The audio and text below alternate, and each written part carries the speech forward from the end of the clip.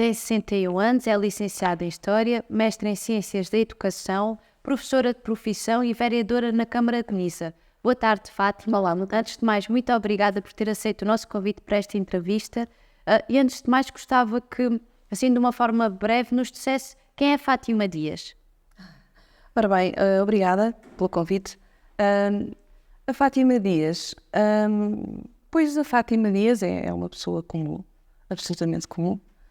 O meu trabalho de professora, de facto, mas é uma pessoa que tem as preocupações do dia-a-dia, que vai ao supermercado, que utiliza os serviços de centro de saúde ou do hospital, que utiliza os transportes públicos, se necessário vai de autocarro a Lisboa ou de comboio, e que, portanto, está por dentro daquilo que é o nosso dia-a-dia no distrito de Porto Alegre, obviamente.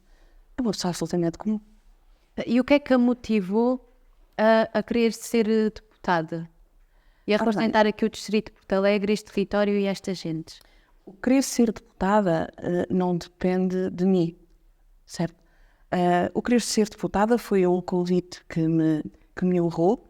É gratificante, de facto, porque ao longo do tempo e pelo trabalho que tenho desenvolvido nas diferentes áreas, tenha sido inicialmente como professora, na formação inicial de professores, na formação complementar de professores, na formação ao longo da vida, também enquanto coordenadora pedagógica de um CNO, ou no âmbito da rede de bibliotecas escolares, enquanto coordenadora interconselhia, e trabalhando com as câmaras municipais na área cultural e as bibliotecas municipais e escolares. A preocupação é o trabalho na biblioteca e a democratização do acesso ao saber. Portanto, esta interação, este contacto com as pessoas ao longo do tempo, como vereadora na Câmara Municipal de Nisa desde 2013, este trabalho de contacto com a população foi um trabalho que ao longo do tempo se foi consolidando no âmbito da CDU, enquanto candidata proposta pelo PCP, como independente, e surgiu naturalmente, porque o PCP, ao me convidar, considerou que poderia ser importante o meu contributo, e eu fico, de facto, muito contente, fico feliz, porque esse trabalho tenha sido reconhecido e certamente que tentarei dar o meu melhor, e estamos a fazer este trabalho enquanto coletivo da CDU. E há pouco referiu que era uma pessoa comum, que utilizava os transportes públicos, então a Fátima sabe como é que é ir daqui, por exemplo, de comboio até Lisboa, sabe quantos expressos é que há de Porto Alegre para Lisboa para os outros sítios. Exatamente. E estas facilidades todas que nós temos na acessibilidade, na mobilidade, dos cuidados de saúde. Sem dúvida. Quando começou por falar das dificuldades em termos de mobilidade, e enquanto uma pessoa tão jovem também que é, certamente se confrontou com as dificuldades de sair de Porto Alegre para ir para a faculdade. Pois bem, se um jovem estiver a estudar no Porto, poderá então ir apanhar o comboio Vila Velha de Ródão para o Porto, vai ter que fazer transbordo e leva 5 horas pelo menos. Se quiser ir para Coimbra, talvez tenha que apanhar uma boleia até ao Perdigão, apanha um autocarro. E, curiosamente, dizia-me há pouco tempo alguém que há cerca de 6, 7 autocarros que vão de Castelo Branco até ao Perdigão. E até vai um vazio que enche com jovens de Porto Alegre, de Nisa, aqui da região. Então, mas porquê é que nós não temos um autocarro que vai de Porto Alegre? Acessibilidades. Quando falamos isto, depois relaciona-se com o desenvolvimento económico da região. E nós não temos ainda, talvez me venha a colocar essa pergunta mais logo, mas nós não temos ainda o A6 ligado à A23. É determinante. Falamos de mobilidade, falamos de transporte de pessoas, falamos também da economia local, falamos da sobrevivência das pequenas, médias e microempresas, assim em termos gerais. Claro que sim, que tem. Se falávamos da saúde, avanço ou... Pode sim. Diga, falavam da saúde. Essa é outra questão, é que se nós fizermos um diagnóstico do nosso território, nós colocamos à partida 2 questões que são determinantes, que é o despovoamento e o desinvestimento. E é uma pescadinha de rabo na boca, porque onde não há pessoas não há investimento, onde não há investimento não há pessoas. E se não há uma estrada que nos leve até lá, de facto, a vida torna-se muito difícil. E em termos da saúde acontece exatamente o mesmo. Se nós já temos dificuldades nas acessibilidades aos mais diferentes níveis, se alguém de Nisa, eu sou de Nisa, Se pretende ir ver um doente que tem no Hospital de Évora, estou-me agora a repetir a Évora, pois bem, não tem como, porque sai de Nisa de manhã, chega lá à noite, já foi a visita. E se nós falarmos agora no caso específico de Porto Alegre e falarmos do Hospital de Porto Alegre, do Hospital José Maria Grande, que agora há um investimento em termos de obra, e se falarmos do Hospital de Santa Luzia em Elvas, há valências a encerrar, há meios de diagnóstico que é possível chegar a eles, e há a esperança do grande Hospital Central de Évora, mas isso significará que há valências em Porto Alegre e em Évora, em Elvas, desculpe, que vão ser encerradas. O que é que isto significa para nós? É que nós já sabemos localmente do que está a acontecer. Nós sabemos que está a ser construído um polo do Centro de Saúde de Nisa em Alpalhão, está a ser construído um em Benavila, mas ter infraestruturas, ou ter em Porto Alegre, no Hospital José Maria Grande, uma grande renovação, ou uma grande requalificação, não significa mais cuidados de saúde. Não significa porque... Depois também ainda há a questão dos médicos, dos enfermeiros. É aí que ia chegar, porque se não tivermos recursos humanos e precisamos de fixar esses recursos humanos. Falamos de médicos, falamos de enfermeiros, pessoal de enfermagem, mas também pessoal da ação médica, e há uma questão que me preocupa sobremaneira, que ainda há pouco estivemos em Avis, numa ação, e o que acontece em Avis? Nós temos um território de cerca de 600... estamos a ver... Há um médico. Já está por... Exatamente. Temos uma população envelhecida, é quem mais precisa dos cuidados. No entanto, nós não temos cuidados de saúde primários, e o que acontece é que esta população vai deixar chegar ao limite quando chega ao hospital em situação muito mais difícil. São cuidados de saúde adiados, é a vida que é adiada, e em termos de saúde, de facto, nós precisamos aqui de um grande investimento também. É uma questão associada. A questão é que parece que do ponto de vista político, Porto Alegre, o distrito de Porto Alegre em si, é encarado como um mau investimento, onde as pessoas também são consideradas como números. Há pouca gente, portanto há uma certificação muito grande, a população é maioritariamente envelhecida, não justifica, portanto, apostar na construção de uma autoestrada que ligue Porto Alegre ao resto do país, mas depois dizem, porque eles não têm pessoas. Mas nós já temos pessoas porque temos essas condições. Depois há muito tempo, com a pandemia, falava-se muito na questão dos nómadas digitais, porque temos aqui um distrito que é bonito, que é apelativo, que de certa forma há alguma qualidade de vida em termos de sossego, em termos de paisagem e tudo mais, mas depois uma pessoa fica doente, não tem um serviço de saúde capaz de responder às suas necessidades. Acessibilidades, mobilidades, e são todos estes fatores que são conhecidos por grande parte dos deputados também eleitos aqui por grande parte disto não é desconhecido pelo Governo Central nem pelo Governo em si, e de facto é que há um problema que se arrasta ao longo dos anos. Exatamente. Fez uma caracterização de facto do que acontece no nosso distrito. Aquilo que nós verificamos é que quando se referia aos nómadas digitais, e de facto temos essas condições, mas ninguém se fixa onde não tem condições. Obviamente precisa de uma escola para os filhos, e vai ter dificuldade, daí que nós defendamos também a necessidade de uma rede de creches gratuitas. Precisa naturalmente que os seus filhos continuem a estudar, precisa de ensino ao nível, estou a falar simplesmente ao nível da escolaridade obrigatória, e precisa de ter oferta e precisa de ter ensino profissional, que é uma outra questão que é determinante, e nós verificamos que eles não se fixam, mas mais do que isso, sabe, e há outra questão, tem a ver com o próprio IPP, que chama tantos alunos até cá, e que tem feito um bom trabalho. Ora bem, aquilo que há pouco eu referia relativamente aos nossos jovens que vão estudar para fora, acontece exatamente aos jovens que vêm estudar para Porto Alegre. Eles também têm essa dificuldade para chegar cá. E depois coloca-se o problema da habitação, porque as pessoas que vêm para cá, os nómadas digitais, estes jovens que vêm estudar para o IPP, eles precisam de habitação condigna. E eles não têm, porque as rendas são altas, porque não há no mercado da habitação a possibilidade de eles acederem lá.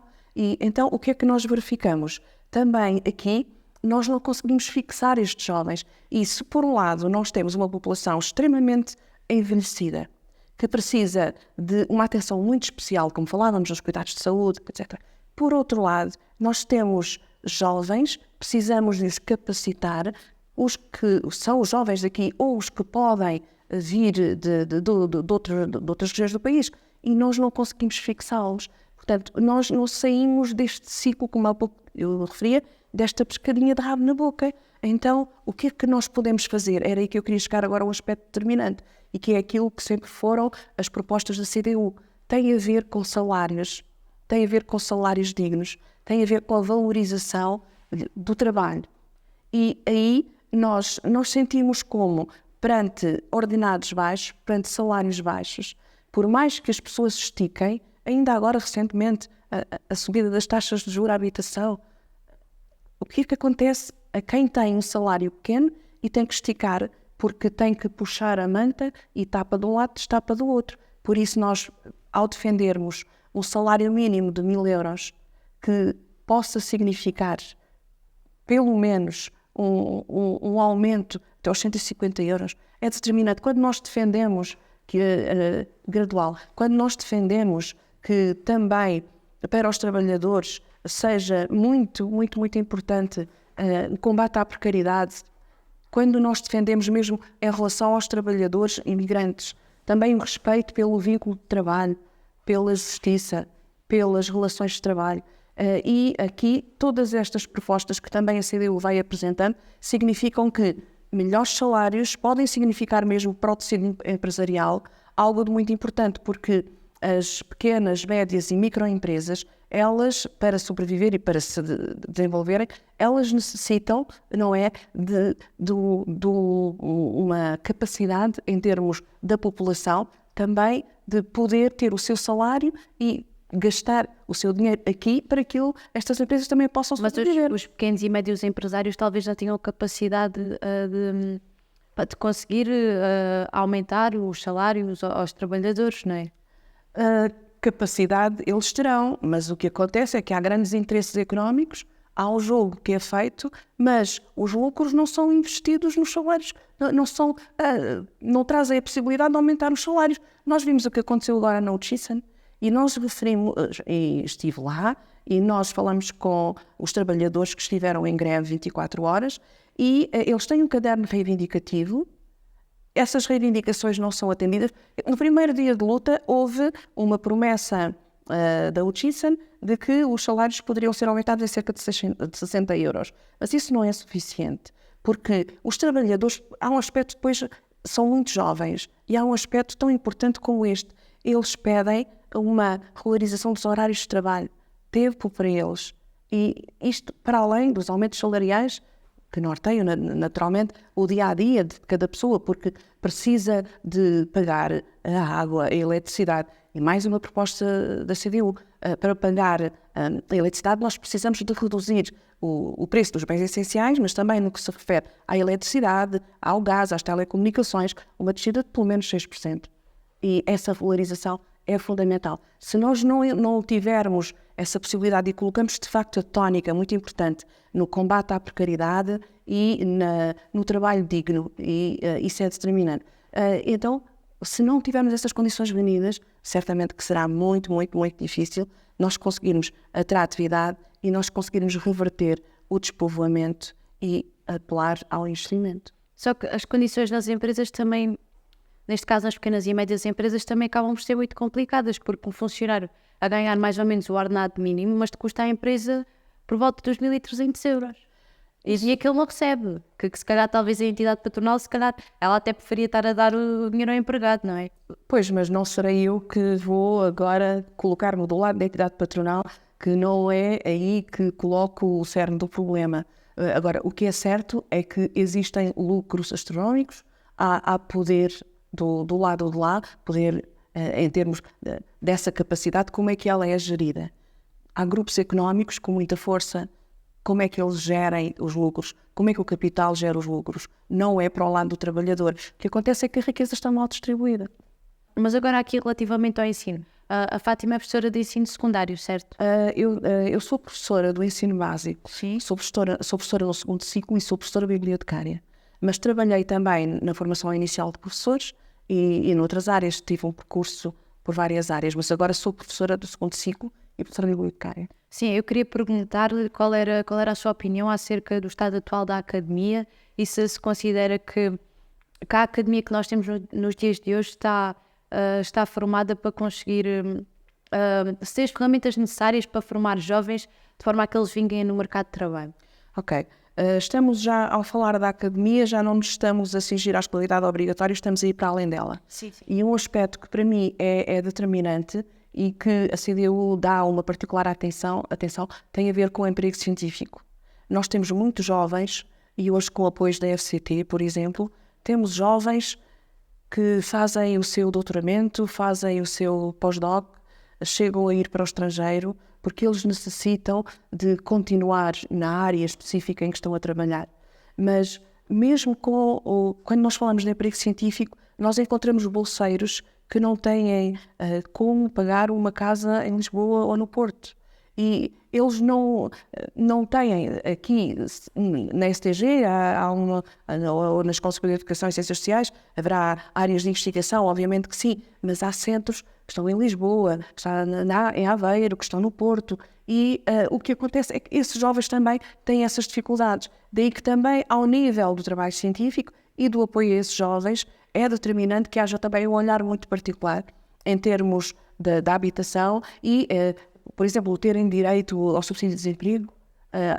São situações com as quais nós temos que dar a esses jovens todas as possibilidades de eles continuarem cá, para que eles não seja aquilo a que nós chamamos, e normalmente é referido como a fuga de cérebros.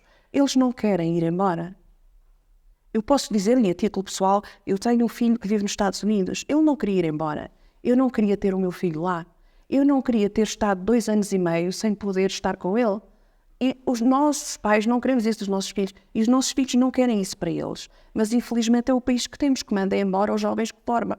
E essa é uma... Mas nós temos programas, aliás, o governo tem programas chamado Volta, Regressa, mas não há nenhum que diga fica. E depois os jovens podem receber dinheiro para voltar, mas não há nenhum programa que os ajude a ficar cá e a fixar cá. E temos testemunhado nos últimos anos para cá uma fuga de talentos enorme. Exato. É por 600 euros que eles conseguem reaver das propinas que o jovem volta e se fixa. Não é. Portanto, não é esse incentivo que vai fazer com que os jovens ou fiquem ou regressem. Não é suficiente. Portanto, tem de haver, em relação ao ensino superior, todo um volte-face em relação à forma como esta realidade está a ser vista. E sendo uma investigadora de renome que neste momento é ou era responsável pelo ensino superior, ela conhece bem esta realidade e, portanto, se não o resolveu, então foi porque não quis. O que é que está a acontecer aqui? E de certa forma, o que é que a CDU, o que é que prevê para que possa fazer com que os jovens fixem aqui? Por exemplo, a Fátima é professora, nos últimos anos deve ter assistido a imensos seus alunos partirem, irem embora, não é? No nosso caso, nós apenas acompanhamos o percurso deles quando vão para o ensino superior. E há a preocupação na escola de, depois, nos primeiros 2 anos, acompanhar esse percurso para saber do seu êxito e da dificuldade ou não que tiveram para se adaptar depois na universidade. Relativamente aos jovens e ao ensino superior, obviamente que há que defender mais estabilidade, menos precariedade, ou melhor, menos precariedade, ou não ser emprego precário, porque tem de haver condições, em termos de alteração da legislação, para que os vínculos, no caso do ensino, como falávamos do emprego científico, que não sejam vínculos precários. A precariedade e a fixação, inclusive com apoio para a habitação, será com certeza aquilo que mais importante é e que a CDU defenderá. Agora há aqui um tema diferente, mais virado para a ruralidade. Nós nos últimos dias temos assistido a protestos por todo o país. Os agricultores saíram à rua para reivindicar e reclamar por uma melhoria para o seu setor, para o setor agrícola. Como é que a Fátima vê estes últimos acontecimentos? Eu parece-me que, acima de tudo, estes agricultores estão revoltados em relação às políticas europeias. E nós não podemos esquecer que o que tem acontecido com os governos PS e PSD, CDS, incluindo a Iniciativa Liberal e o Chega, vão muito em sintonia com aquilo que são as políticas europeias e essas decisões. E a revolta dos agricultores vem exatamente na sequência dessas medidas que são tomadas pela União Europeia.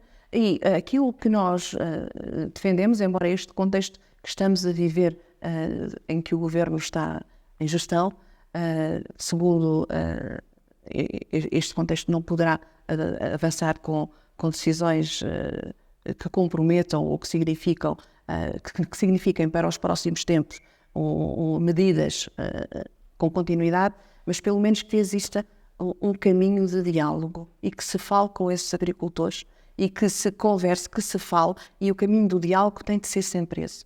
E tem de ser sempre a forma de chegar até eles para poder reverter aquilo e respeitar aquilo que for sempre possível as suas reivindicações. Obviamente que o PCP já deu a sua resposta, o Paulo Raimundo tem falado sobre o assunto e neste momento aquilo onde temos que colocar a tónica é exatamente como as políticas europeias estão a prejudicar extraordinariamente também os agricultores em Portugal.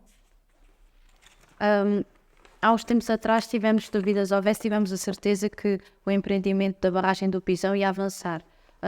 Qual é a opinião da Fátima face a este empreendimento? Acha que benefícios é que acha que este empreendimento poderá trazer aqui para a região? Obviamente benefícios sempre terá, e o PCP e as populações reivindicam a construção da barragem do Pisão há cerca de 60 anos. E quando falamos da água para consumo humano, pela informação que nos é possível ter, será extraordinariamente importante este empreendimento para 8 dos 15 concelhos aqui no distrito de Porto Alegre. Agora, há aspectos que é necessário salvaguardar, porque também em termos da agricultura é fundamental. Agora, é importante monitorizar. E eu já estou a pensar em termos de determinado tipo de culturas. Nós já estamos a pensar por exemplo, no olival. E nós não podemos correr o risco. Há que monitorizar. E estou a pensar nas culturas superintensivas, obviamente. E nós não podemos deixar de monitorizar o tipo de culturas que depois surgirá aqui em todo este envolvimento. Agora, ponto 1, fundamental, sempre foi reivindicado. Ponto 2, água para consumo humano, determinante, porque nós necessitamos e nós sabemos quais os problemas, porque vamos passando sempre, e temos um exemplo que é quase anedótico, porque temos a barragem da Póvoa, que tem uma capacidade extraordinária, mas que chega a uma determinada altura e é necessário libertar a água porque a reparação do paredão não é feita e corre o risco de ruptura. Portanto, só pode ser um empreendimento bem visto. Agora, até que ponto é que será possível cumprir, e oxalá que sim, dentro do período previsto? Vamos ver, penso que até final de 2026 é uma das previsões, assim como também a ponte sobre o Rio Severo, que seria determinante para a ligação à Espanha, mas que o PCP também sempre defendeu que não só a ligação à Extremadura espanhola, mas também a ligação à Beira Baixa seria muito importante, estava previsto o final de 2025. Ok, até aqui não tenho sequer informação exata ou fidedigna que me permita, ou que nos permita aferir da fiabilidade destas datas. Uma obra desta dimensão vai necessitar, vamos ter que recorrer à importação de mão de obra.